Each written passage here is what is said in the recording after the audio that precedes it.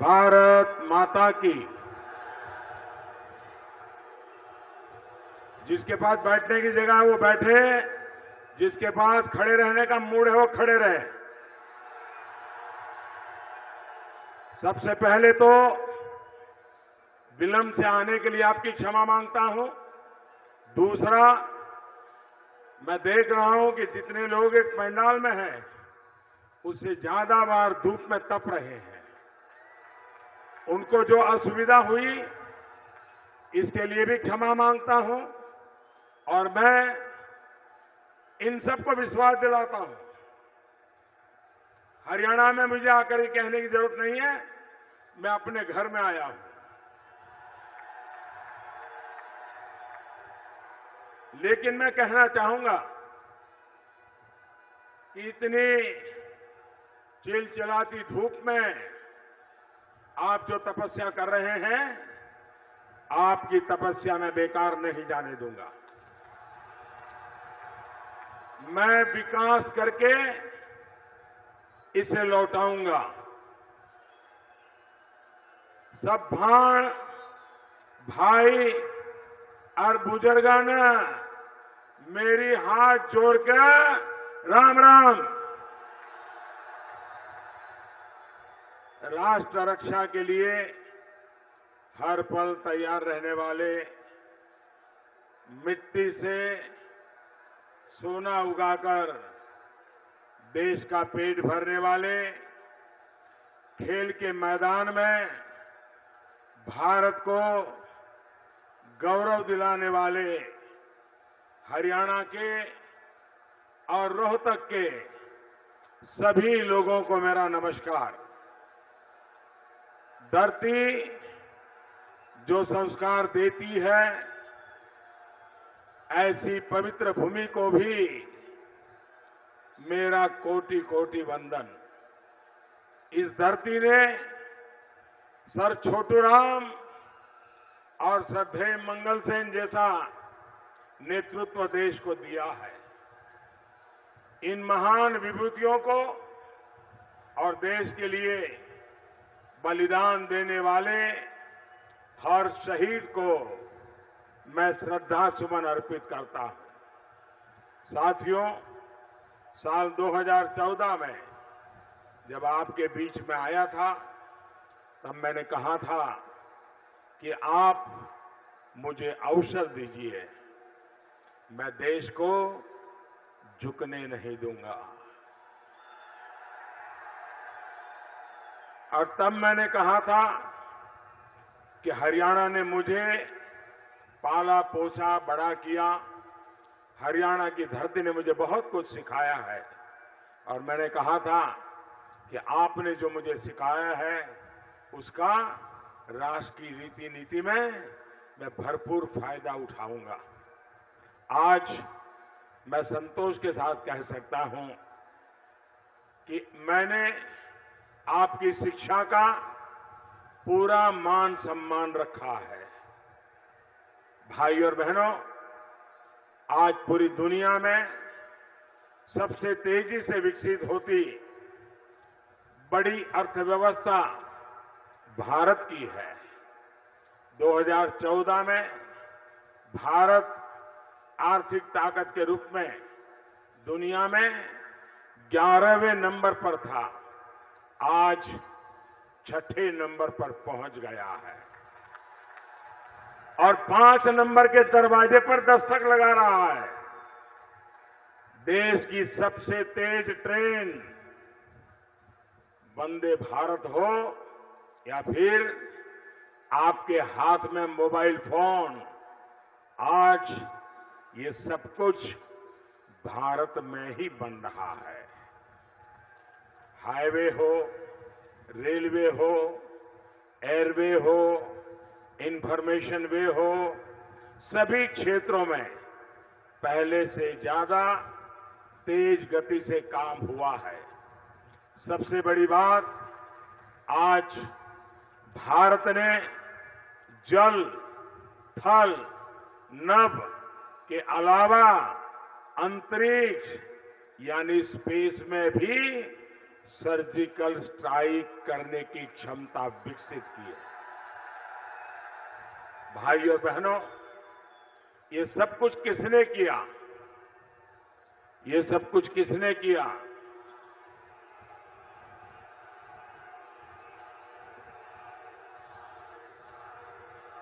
मुझे सब दूर से आवाज आनी चाहिए। ये सब किसने किया? ये सब किसने किया?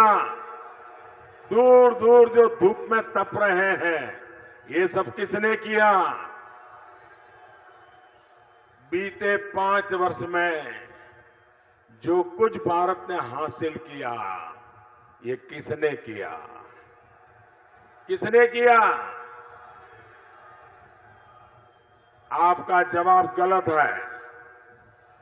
रोहतक वाले ऐसी गलती करेंगे मैं सोचता नहीं था। आपका गलत है। आप कह रहे सब कुछ मोदी ने किया, मोदी ने किया, मोदी ने किया। जी नहीं, ये सब कुछ आपके एक वोट ने किया है। ये आपकी वोट की ताकत है।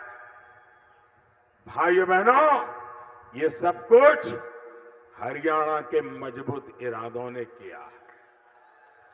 आपने अगर 2014 में दिल्ली में एक ईमानदार और मजबूत सरकार न बनाई होती तो ये संभव नहीं था।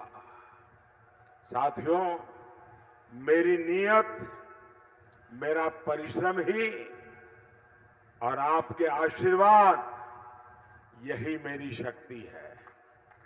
इसी नीयत पर 130 करोड़ भारतवासियों का विश्वास मुझे मिला है।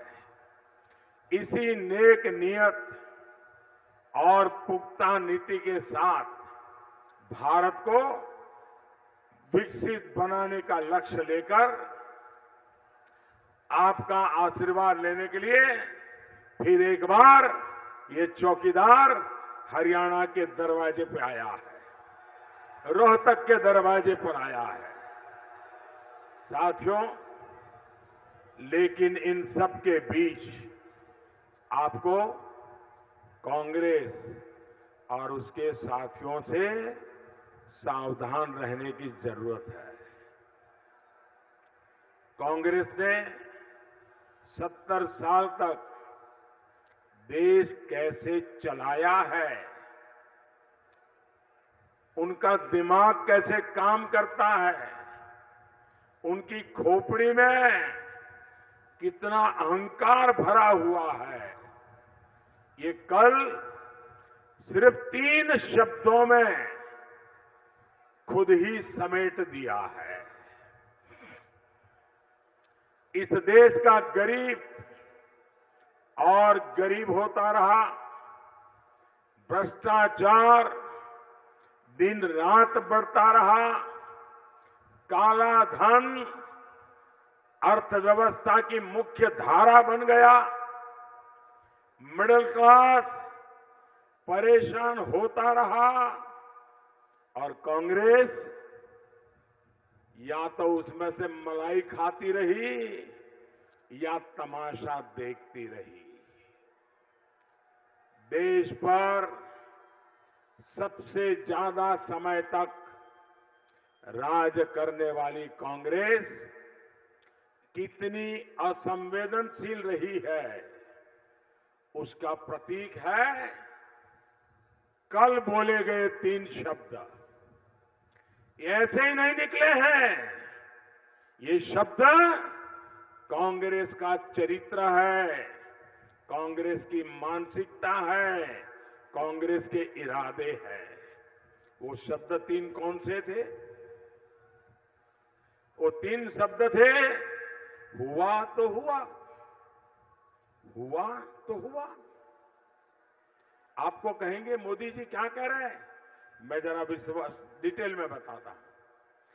कांग्रेस का अहंकार, कांग्रेस को चलाने वालों का अहंकार, इन्हीं 3 शब्दों में हम भली भांति समझ सकते हैं।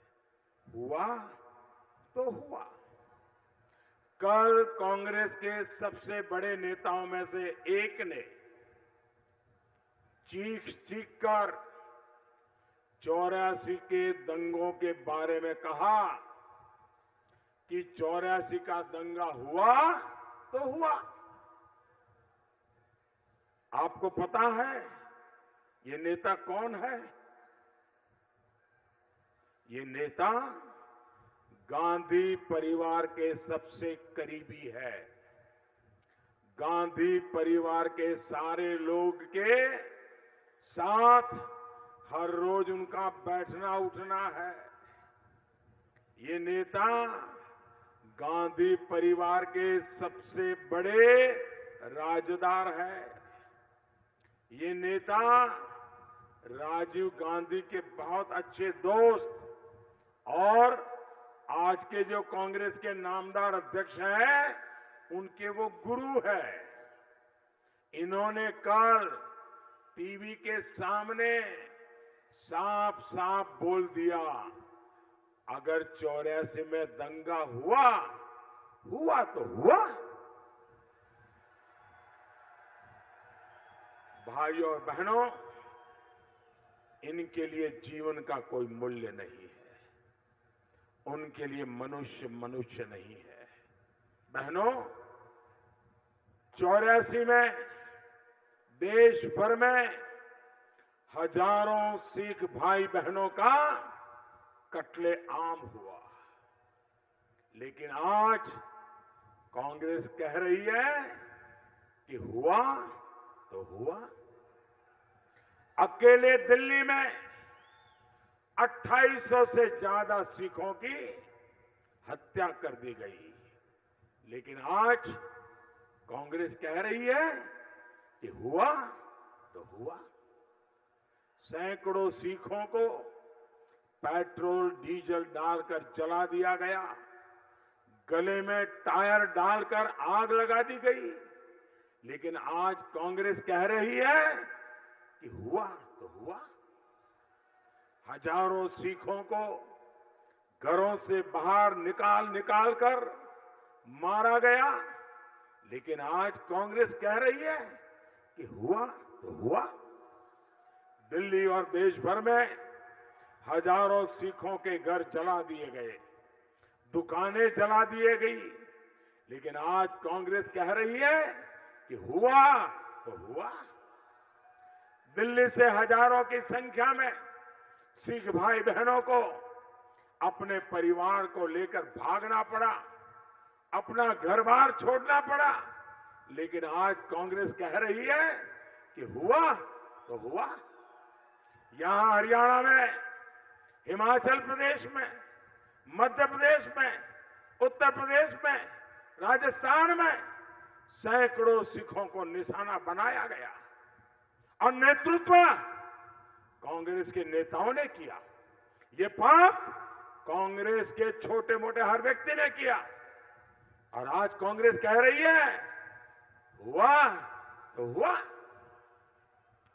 कांग्रेस के बड़े बड़े नेताओं पर इन दंगों के दौरान साजिश रचने, दंगों में शामिल रहने का आरोप लगा। लेकिन आज कांग्रेस कह रही है कि हुआ तो हुआ। कांग्रेस ने इसी अहंकार से देश को चलाया है। कांग्रेस के नामदारों के ये सिर्फ एक कर्म का लेखा जोखा है। ऐसे ही कर्मों की वजह से आज 21वीं सदी का भारत कांग्रेस को 44 सीटों पर लाकर के खड़ा कर दिया है। और इस बार इतनी सीटें जीतने के लिए भी देश उनको मदद करने के लिए तैयार नहीं है। भाई और बहनों, सिर्फ एक परिवार को आगे बढ़ाने के लिए कांग्रेस में समर्थ लोगों का अपमान किया जाता है। उनकी पहचान को ऊपर नहीं उठने दिया जाता है। साथियों, भाखड़ा नंगल डैम की सोच सर छोटूराम जी की थी। लेकिन उनको कभी इसका क्रेडिट ही नहीं दिया गया। अब तो हद ही हो गई है। कुछ लोग राजनीति के लिए, कुछ वोटों के लिए ऐसे महान व्यक्ति का अपमान भी कर रहे हैं।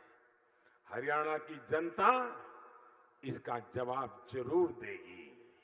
भाई और बहनों, जब सिर्फ एक ही वंश, एक ही परिवार का मान सम्मान सर्वोपरि बन जाता है, तब दूसरे के मान सम्मान की चिंता नहीं होती है। यही योगदान कांग्रेस का भारतीय राजनीति में रहा है। ऐसे परिवार है जहां भ्रष्टाचार ही संस्कार है, और हरियाणा तो इसका भुक्तभोगी रहा है। रोहतक और गोहाना की वैसे तो रेवड़ियां बड़ी मशहूर है। रोहतक और गोहाना की रेवड़ियां बड़ी मशहूर है।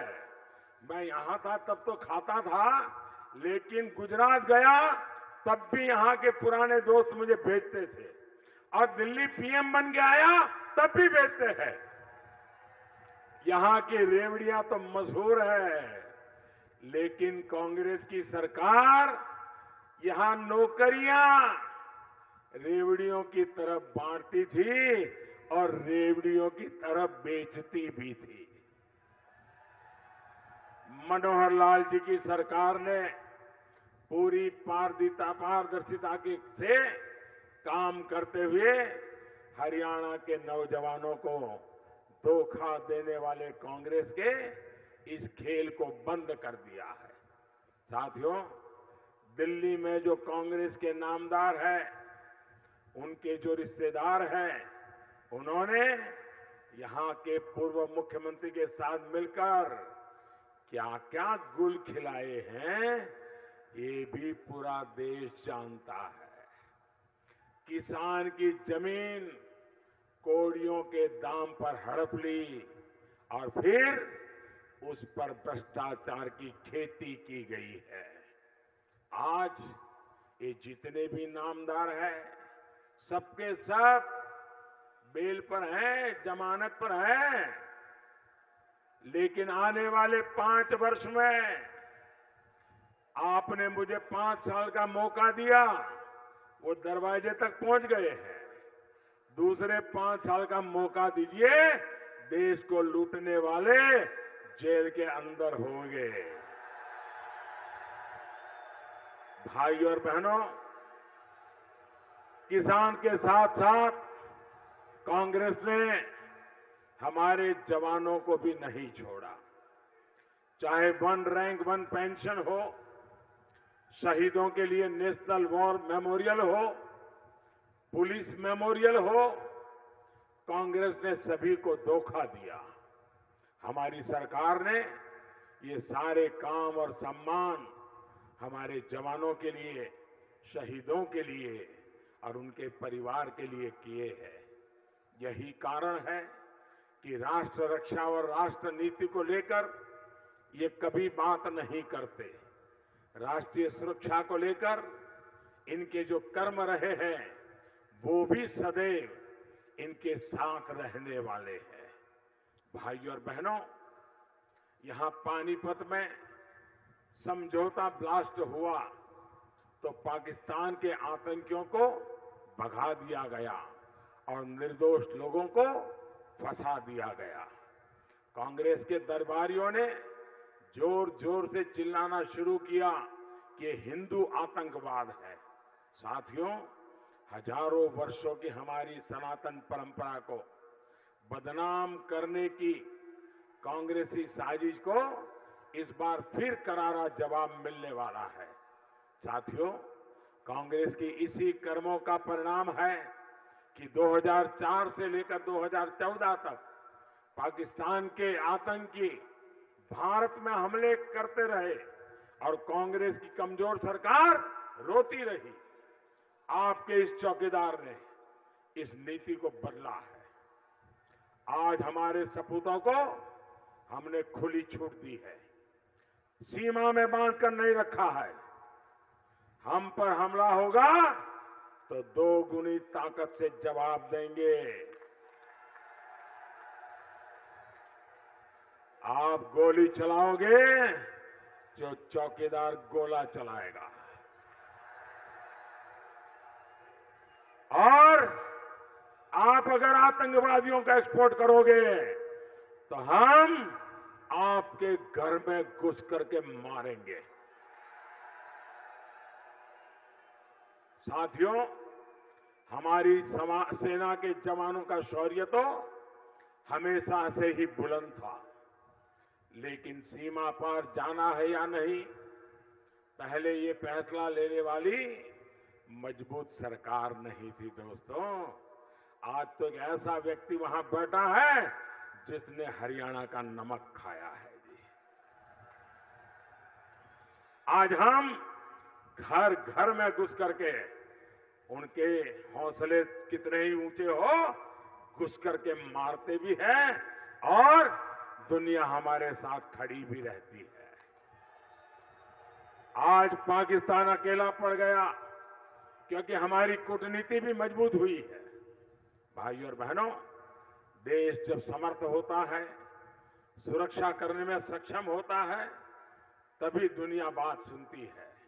साथियों, देश की साख बढ़ाने में हमारे यहां के खिलाड़ियों का भी बहुत बड़ा योगदान है।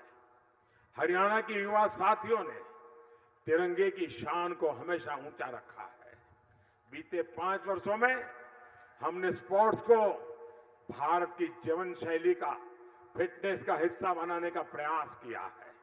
मुझे खुशी है कि टैलेंट की पहचान से लेकर ट्रेनिंग और चयन तक जो पारदर्शिता प्रक्रिया हमने अपनाई है, उससे खिलाड़ियों का हौसला बढ़ा है और ये देश को मिलने वाले मेडलों में भी दिखाई देता है। साथियों, हमारी सरकार सबका साथ सबका विकास इसी के लिए समर्पित है। गरीबों का अपना पक्का घर हो, बहनों को शौचालय मिले और गैस की सुविधा हो, किसानों के खाते में आ रही सीधी मदद हो, मेट्रो, रेल, कोच, फैक्ट्री और कैंसर अस्पताल जैसी सुविधा हो। आपका जीवन आसान बनाने के लिए अनेक योजनाओं पर काम किया जा रहा है। विकास की ये गति हमें और तेज बनानी है। आपका एक एक वोट कमल के निशान पर पड़ना चाहिए। आपका हर वोट मोदी के खाते में जाएगा। आपका एक एक वोट मोदी के खाते में जाएगा। जितने ज्यादा वोटिंग कराओगे, उतने ज्यादा वोट मोदी के खाते में जाएंगे। भारी संख्या में यहां आने की और हमें आशीर्वाद देने के लिए मैं आपका बहुत बहुत आभारी हूं। दोनों हाथ ऊपर करके बोलिए, भारत माता की, भारत माता की, भारत माता की। बहुत बहुत धन्यवाद।